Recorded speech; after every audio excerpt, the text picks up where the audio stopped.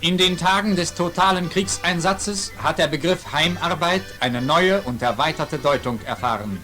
Mit Hunderttausenden von Frauen haben nunmehr auch die Soldaten unserer Flak und die Luftwaffenhelfer der Hitlerjugend in den dienstfreien Stunden sich in den Heimarbeitsprozess eingeschaltet. Viele fleißige Hände garantieren die Erledigung eines großen Arbeitspensums.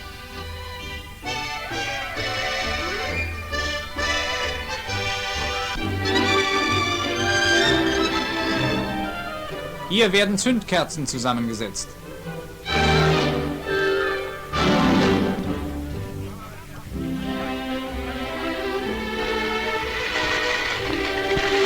Gleichzeitig werden durch diese Tätigkeit hochwertige Arbeitskräfte für Spezialaufgaben in den Betrieben selbst freigemacht. Allerorten werden neue Wege beschritten, die Heimarbeit zu aktivieren. Großmutter, Mutter und 2 Kinder fertigen den Innensatz von Stahlhelmen an.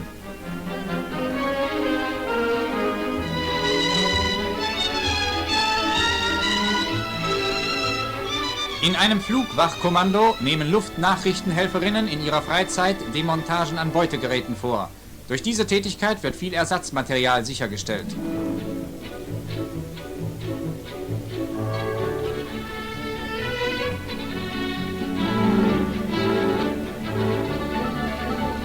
Unter Führung der NS-Frauenschaft sind in Gemeinschaftsarbeit Frauen zu freiwilliger ehrenamtlicher Arbeit zusammengekommen. Unter ihren Händen entstehen Mützen und Uniformstücke.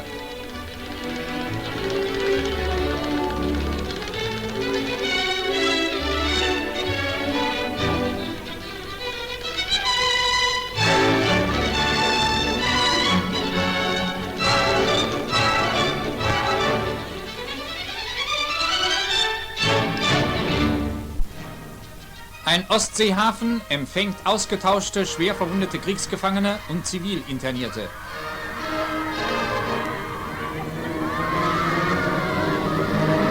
Ein Heer von winkenden Taschentüchern und jubelnd geschwenkten Blumensträußen heißen die Heimkehrer willkommen. Von den Schiffen antworten Sprechchöre. Sie bezeugen, dass den Männern an Bord nicht einen Augenblick die Zuversicht und der feste Glauben an den Sieg verloren ging. Die alten Afrikakämpfer verlassen das Schiff. Sie werden, wenn sie zur Ruhe gekommen sind, viel zu erzählen haben.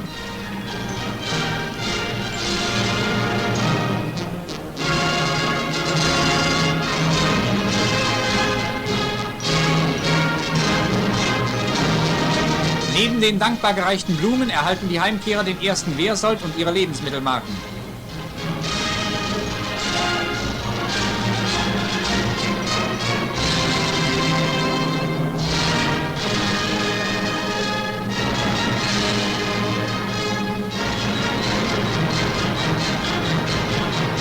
Zug um Zug verlässt den Bahnhof zur Fahrt ins Reich. Judo, der unter dem Namen Jiu-Jitsu bekannte japanische Kampfsport, besitzt alle Voraussetzungen, einmal Volkssport zu werden. Die Judo-Gruppe des Jiu-Jitsu-Clubs Dresden gibt Soldaten einen Einblick in ihre Arbeit. Einige Sprünge über 4 bis 8 Lanzer demonstrieren die Fallgeschicklichkeit der Judokämpfer.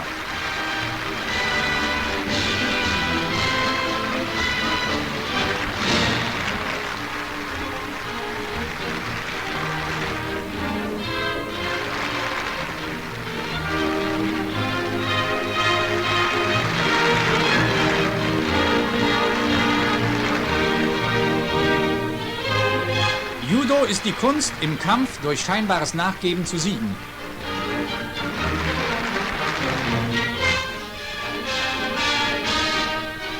Ein paar Soldaten wollen sich von der Wirkung der Judo-Methoden selbst überzeugen. Sie werden schnell überzeugt.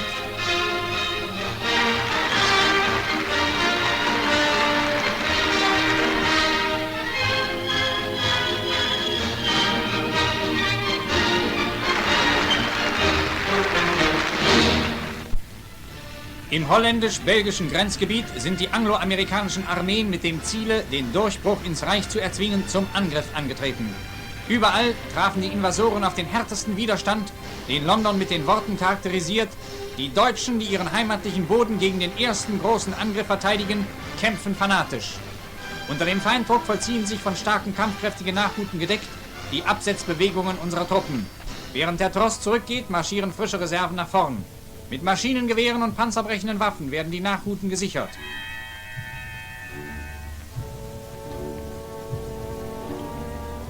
Infanterie hat in einer Einbruchsstelle die Flankensicherung übernommen. Die Panzerfaust ist zu einer der wichtigsten Waffen geworden.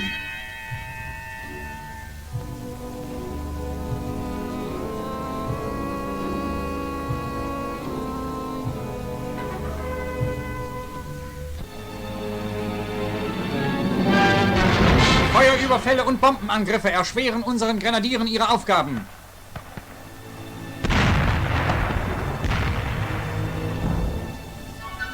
An jedem Waldrand, in jedem Graben, hinter jeder Hecke lauern unsere Grenadiere mit der Panzerfaust und den Haftladungen auf die Panzer der Angloamerikaner. Oft müssen sie den Kopf tief in den Dreck stecken, denn die Luft ist sehr eisenhaltig in diesen Tagen.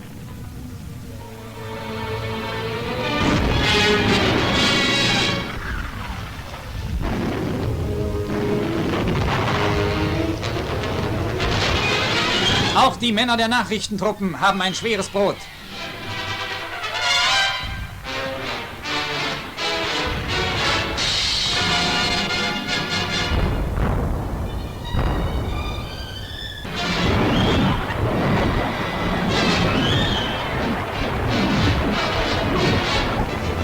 Nach vorhergehendem Beschuss durch Werfer rollen Sturmgeschütze und schwere Panzer in die Bereitstellungen und fast ohne Pause in den Kampf.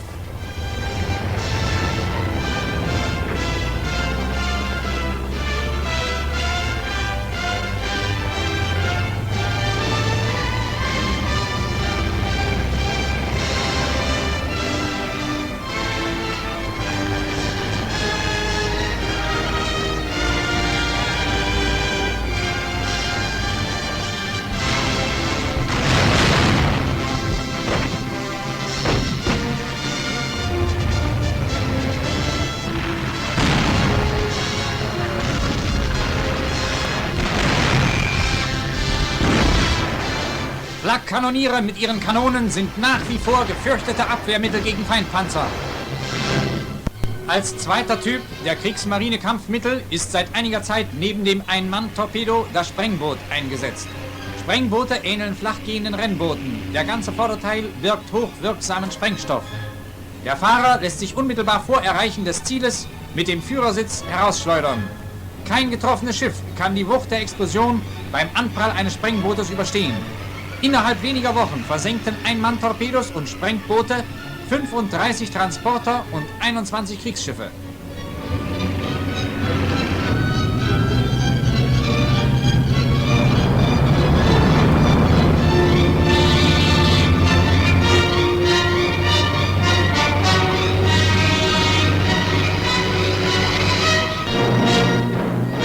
Kapitän zur See Böhme, Einsatzleiter der Kampfmittel der Kriegsmarine, erhält das Ritterkreuz.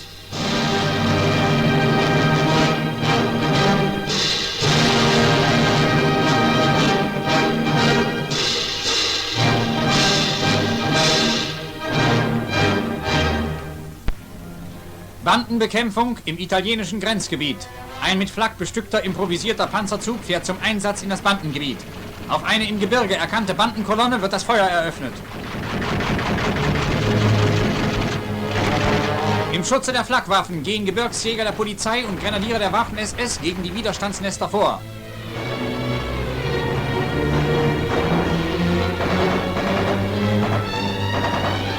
Truppen des Heeres erklimmen in mühevollem Aufstieg eine Höhe, um von dort aus von Banditen besetzte Häuser anzugreifen.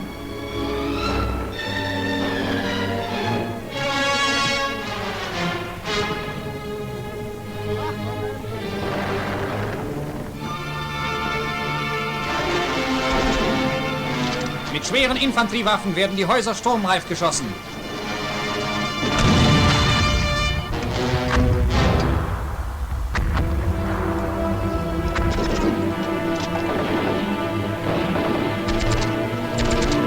Die sich noch wehrenden Reste der Banditen werden im Nahkampf niedergemacht.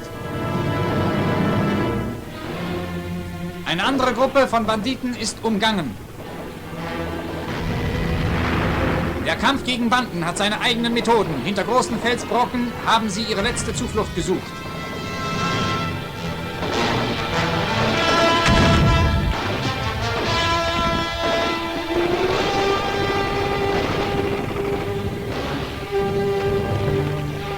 bei Ihnen der Weg abgeschnitten ist, nehmen Sie die Hände hoch und ergeben sich.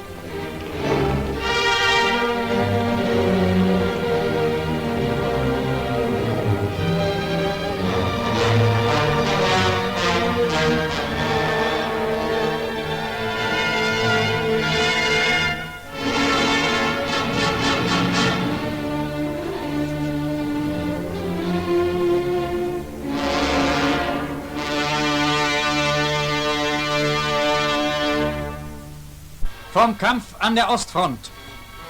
Dem Oberbefehlshaber einer Panzerarmee, General der Panzertruppen Balck, verlieh der Führer das Eichenlaub mit Schwertern und Brillanten zum Ritterkreuz des Eisernen Kreuzes. Im Osten ist die große Abwehrschlacht wieder mit voller Wucht entbrannt. Deutsche Nebelwerferbatterien bereiten zur Bereinigung eines Brückenkopfes den Angriff unserer Panzer vor. In den Morgenstunden rollen Panther und Sturmgeschütze zum Angriff gegen die Bolschewisten.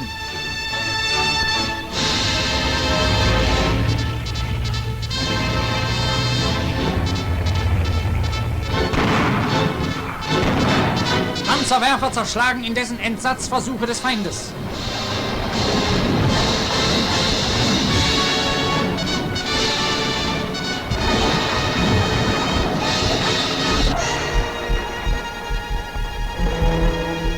Nach Niederschlagung der polnischen Aufständischen in Warschau ist es nunmehr mit den mit starken Kräften vordringenden bolschewistischen Truppen in der Vorstadt Praga zu schwersten Straßenkämpfen gekommen.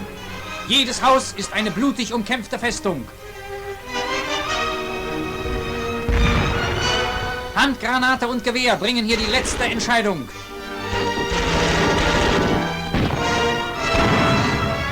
Gegen vom Bolschewisten besetzte Häuserblocks werden Schlachtflieger eingesetzt.